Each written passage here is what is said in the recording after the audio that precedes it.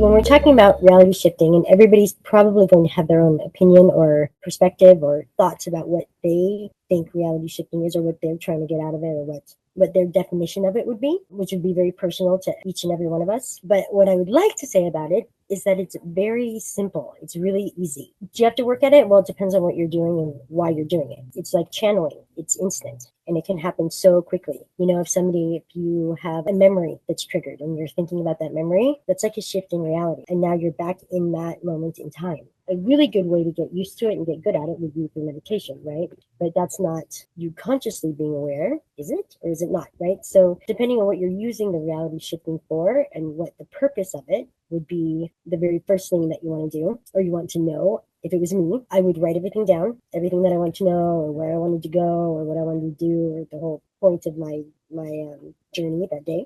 And then I would put down key things that I wanted to remember. Because if you're shifting, right, in consciousness and reality, you're going to another realm, another place, another time, whether you're going outside of you, if the thought is you going outside of you or the thought is you going down into you, you'd still want that part of you that is making the decisions, which would be that conscious you, right, to have control over what it's doing, or at least get the answers that you want. So it would be like writing those things down. So your subconscious mind, which is the part that would be in control, by the way, while you're shifting in reality, would know exactly what you're looking for.